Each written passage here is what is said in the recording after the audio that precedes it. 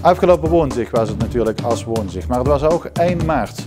En mensen die iets meer afweten van de Tweede Wereldoorlog, die weten dat in die tijd onze regio werd bevrijd. Op 1 maart 1945 werd de regio Remun bevrijd. Woensdag dus precies 67 jaar geleden. En ook in Limburg en in het Duitse grensland kwamen veel Engelse en Amerikaanse soldaten om het leven. Een groot aantal Britse militairen ligt begraven in Brunsum.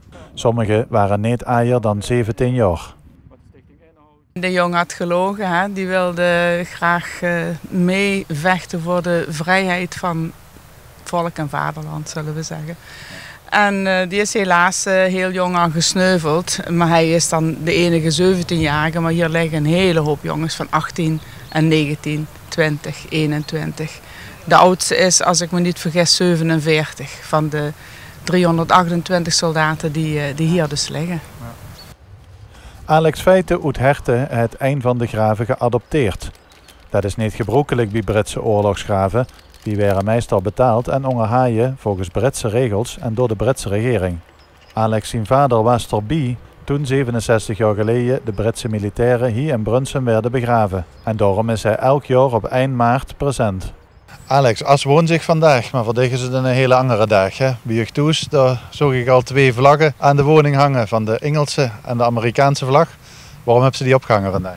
Nou Olaf, het gaat om het volgende. Iedereen denkt aan als woensdag, carnaval is voorbij. Voor ons is het nu een Hertenmerm en Ool, in dit geval bevrijdingsdag. Iedereen denkt 5 mei, nee, voor Hertenmerm en Ool is het dus op 1 maart 1944 dat we bevrijd zijn door de Amerikanen, als ook Remun. En daarom vind ik het belangrijk om juist op zo'n dag wie nu aandacht aan te besteden. Hoe staan we hier vandaag? We staan hier op het Brits Militair Kerkhof in Brunsum. Ik heb hier een adoptiegraaf van een Britse militair. Die is gesneuveld op 20-jarige leeftijd in de slag van Geilenkirchen. De adoptie, daar zijn we eigenlijk best wel trots op. Wij zijn het eerste en heel lang het enige oorlogskerkhof van de gemene best van Engeland dus. De soldaten die gelieerd waren aan de United Kingdom. En wij zijn dus de eerste die dus dat adoptieregister hadden. Het is eigenlijk ontstaan uit het feit dat toen de jongens hier allemaal centraal begraven werden, zijn voornamelijk gesneuveld in de slag om Geilenkirchen, Triepsraad, Griefraad, hier eigenlijk net hier even over de grens. En die jongens werden dus hier centraal begraven.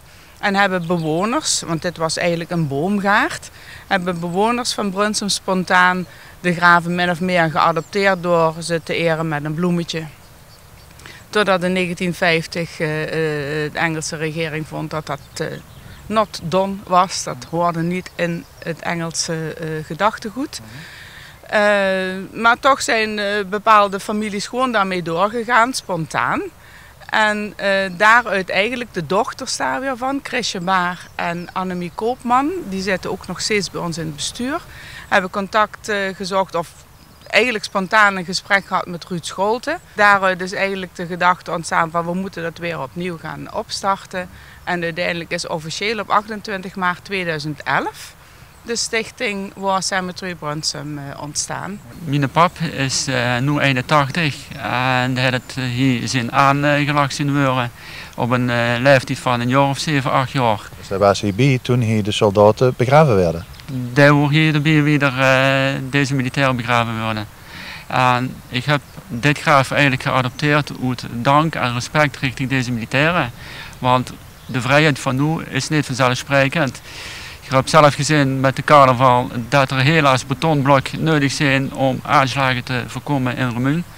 En dan denk ik, ja, als ik zie in de wereld van nu bijvoorbeeld Afghanistan, Irak, de vredesmissies, denk ik van mogen weer ons in ons handjes wrijven dat we een vrijheid gelukkig carnaval kunnen vieren. Om maar eens terug te gaan naar de afgelopen dagen. Vandaag dus, daar hebben ze een bloemje neergelegd. En wil ze dus zelf even bij stilstaan. Wat ga je ze verder doen nog vanmorgen? Vanmorgen ga ik dus even stilstaan, dat ik even de foto's nog ga maken. Foto's even op Facebook zetten, zodat mijn medevriend kunnen kijken zo van hey, ja, carnaval, leuk en aardig. Maar we moeten ook stilstaan dat we gelukkig nog in vrijheid kunnen leven. Dankjewel. Wij zorgen eigenlijk ervoor dat tijdens uiteraard onze nationale dodenherdenkingsdag, maar ook op 11 november, Armistice Day, de wapenstilstand van de Eerste Wereldoorlog, Poppy Day ook wel genoemd, dat hier de ceremonies zijn en dat er een krans gelegd wordt. Wij vertegenwoordigen ook bij verschillende andere herdenkingen. De Lancaster die hier neergestort is in Brunsum, daar worden dus ook weer kransen gelegd. Bij het Engelse kerkhof in Sittard, daar hebben we een link mee. Daar wordt dan ook weer aandacht besteed aan de gesneuvelde soldaten. Ja. Je ziet hier de speld die wij speciaal voor onze stichting hebben laten maken. De poppy, de klaproos. Eigenlijk ontstaan uit de Eerste Wereldoorlog. In de tijd Flanders Fields, dat is een van de bekende gedichten ook. Toen die hele grote slagen waren in juni, juli, mei, toen waren de velden vol met klaprozen en symbolisch mengde zich dat met het bloed van de soldaten die stierven. Dat is dan zo eigenlijk het verhaal. En uiteindelijk is die klaproos het symbool geworden van British Legion. Alle 328 graven zijn dus geadopteerd en we hebben een wachtlijst van een man of 25. Voor u persoonlijk dus ook heel dichtbij, hè? Omdat uw vader hier met deze jongens hier naartoe is gekomen. Ja, uiteraard. Er zijn ook zoveel mensen buiten Brunsum die van dit bestaan helemaal niet weten. Dus we dragen dat ook zoveel mogelijk uit natuurlijk. Praatte hij wel eens over die tijd?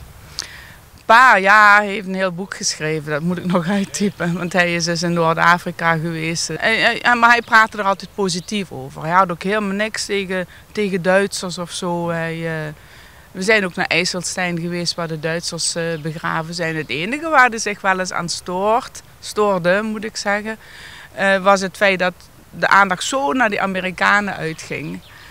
Terwijl die zegt van ja, maar wij Engelsen hebben ook heel veel geofferd. Waar die meteen erachteraan zei wel van zonder de Amerikanen hadden we dit niet bereikt.